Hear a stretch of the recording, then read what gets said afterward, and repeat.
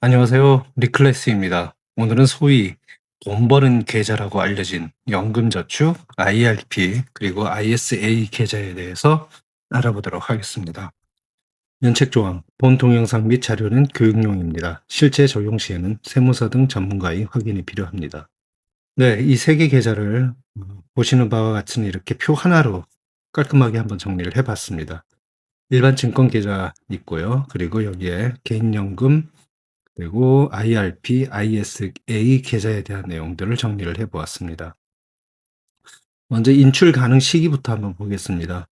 일반 증권 계좌는 자유롭고요. 개인연금 그리고 퇴직연금인 IRP 계좌는 모두 55세 이후에 인출이 가능합니다. 그 전에 인출을 한다고 그러면은 16.5%의 운용 수익과 그동안 받았던 세액공제액을 모두 반환해야 될 경우가 생깁니다.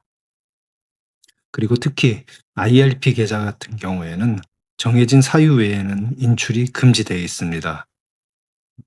그리고 ISA 계좌의 경우에는요, 언제든지 납입원금은 인출 가능합니다. 그렇지만 이익은 최소 3년 이후에 인출이 가능합니다. 그래서 조금 다른 연금저축이라든지 IRP에 비해서 좀 편한 계좌가 되겠습니다.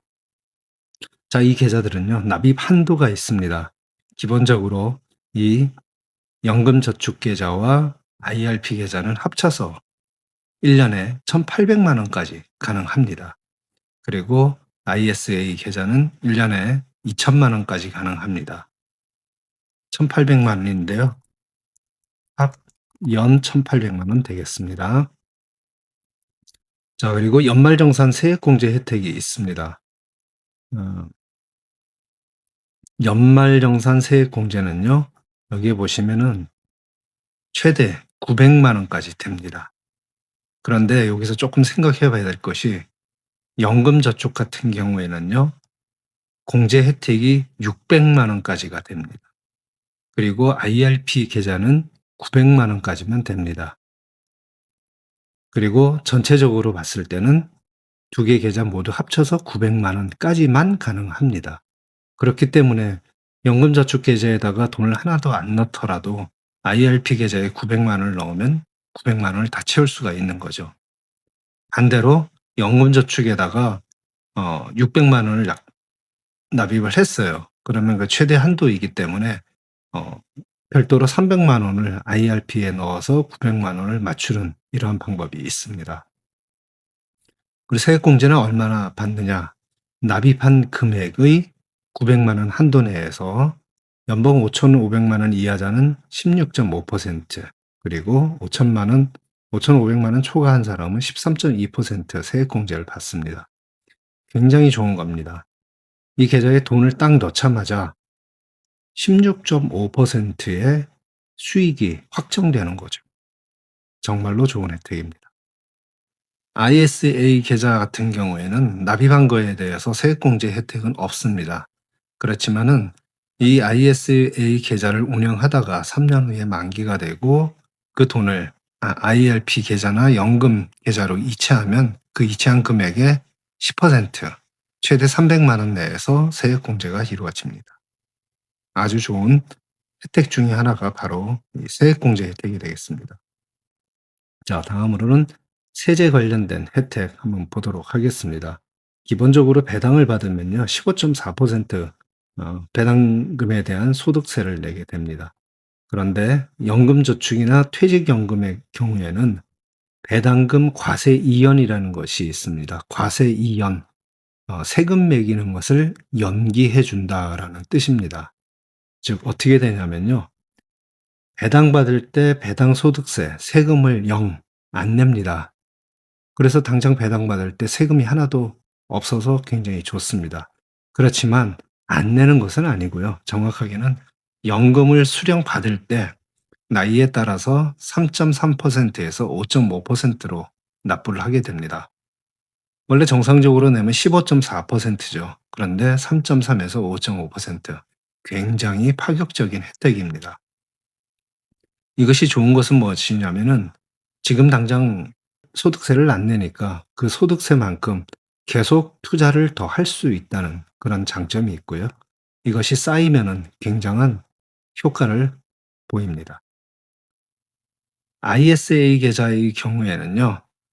200만 원 한도까지는 배당금에 대해서 비과세 그리고 순이익도 세금을 내지 않습니다. 일반형은 200만 원이고요. 서민형, 즉 여기 서민형 설명이 있습니다. 가입 시점에 급여액이 총 5천만 원 이하인 사람은 서민형에 가입을 할 수가 있고요. 이러한 서민형 ISA 계좌 같으면은 400만 원 한도까지는 배당금 비과세 아예 안 내는 겁니다. 그리고 순이익도 아예 안 냅니다.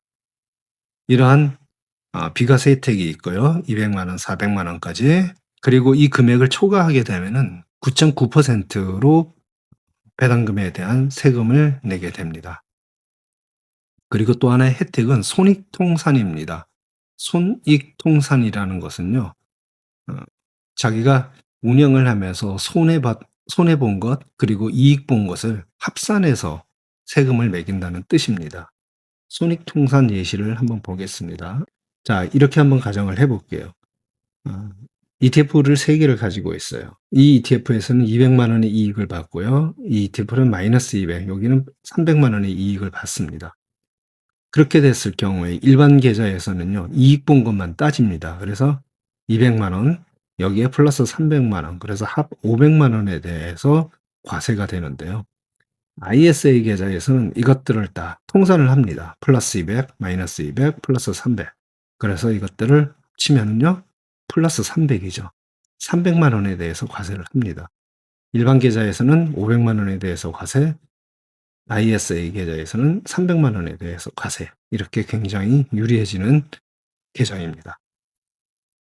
이 예시를 한번 보겠습니다. 자, 이 경우를 한번 볼게요. 국내 펀드에서 300만 원 이익 받고요. 국내 주식 하나에서 400만 원을 이익 받습니다. 또 다른 국내 주식에서는 200만 원의 손해를 봤어요. 자, 이렇게 되면 일반 계좌에서는요. 이익 본 것만 따집니다. 그래서 국내 펀드 플러스 300만 원, 그리고 국내 주식 플러스 400만 원이지만은 일반적인 국내 주식은 비과세입니다. 그래서 이익을 감안하지 않고요. 국내 펀드 300만 원만 통산으로 들어갑니다. 그래서 300만 원에 대해서 과세가 됩니다. 그렇지만 ISA 계좌에서는요. 물론 국내 펀드 플러스 300은 감안되지만 국내 주식 손해도 감안이 됩니다. 여기에 제가 붉은색으로 적어놨습니다. 국내 주식은 비과세입니다. 그렇지만 손실, 즉 손해본 것은 손익통산을 해주는 것입니다. 그렇기 때문에 여기에 플러스 300만 원, 주식에서 마이너스 200만 원 된 것을 이렇게 같이 감안해서 총 손익은 플러스 100만 원으로 해서 세금을 매기게 됩니다. 이렇게 ISA에서는 막강한 손익통산 기능이 있기 때문에요. 굉장히 유리한 계좌라고 할 수 있습니다.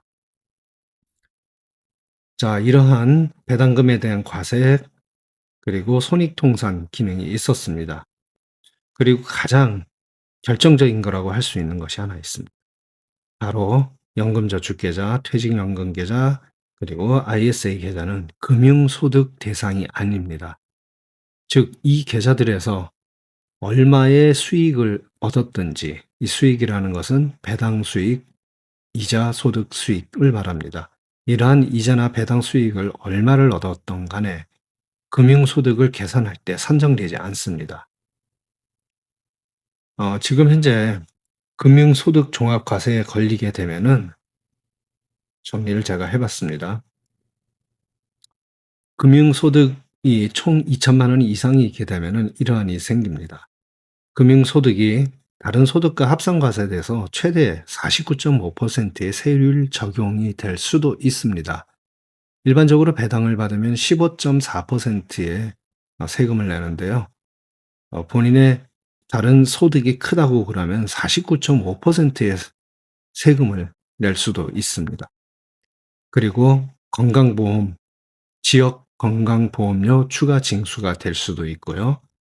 건강보험 피부양자 같은 경우에는 피부양자 자격이 박탈됩니다.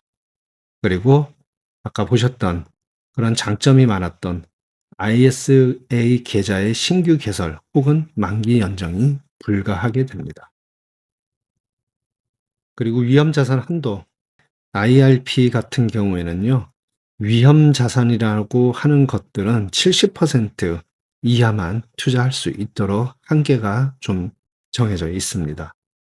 그리고 투자 가능한 상품들, 보시는 바와 같이 연금저축, 퇴직연금, ISA 계좌 모두 해외 주식과 해외 ETF는 안 됩니다. 그리고 이 연금저축과 IRP 계좌 같은 경우에는요, 주식 투자가 안 됩니다. 그럼 무엇을 투자하느냐? 주로 하는 것들이요. 이 안에서는 국내 ETF, 그것도 레버리지와 인버스는 되지 않습니다. 국내 ETF와 펀드 채권, 이런 것들 중심으로 투자를 하게 되고요. 반면에 ISA는 조금 자유롭습니다. 국내 주식 거래 가능합니다. 그리고 국내 ETF 가능합니다. 그래서 투자의 자율성을 따진다고 그러면은 ISA 계좌가 가장 자유롭습니다.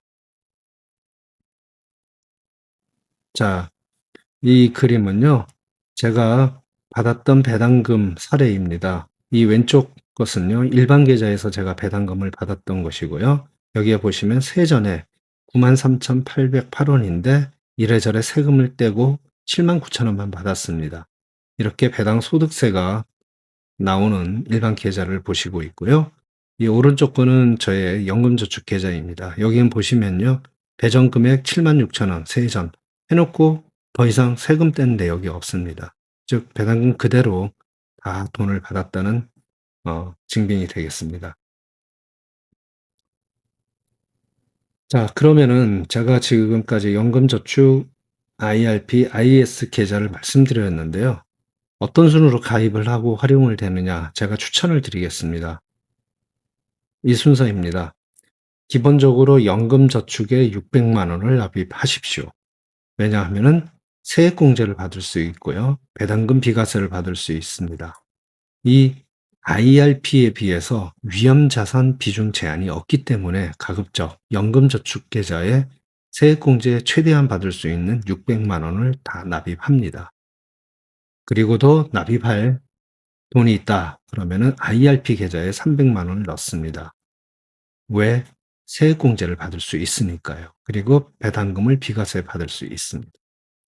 그리고도 더 납입할 여력이 있으시면 ISA의 계좌에 2천만 원을 납입합니다.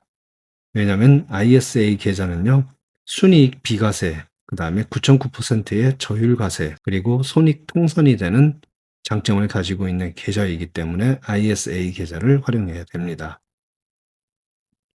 그리고도 돈이 더 있다 그러시면은요, 연금저축 계좌에 900만 원을 납입합니다. 이렇게 되면은요, 연금저축 계좌의 앞에 600, 그 다음에 IRP에 300, 총 900을 넣습니다.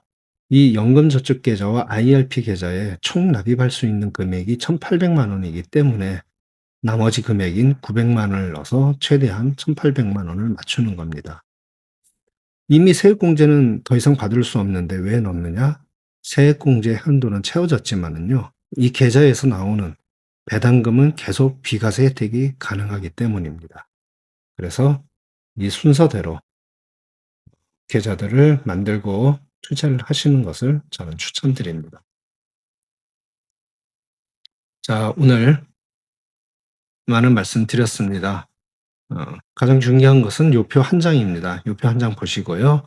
차근차근 들여다 보시면은 본인에게 가장 적합하고 이득이 되는 것을 찾으실 수 있을 것입니다. 좋은 투자, 좋은 수익 얻으시기 바라겠습니다. 구독, 좋아요 부탁드립니다.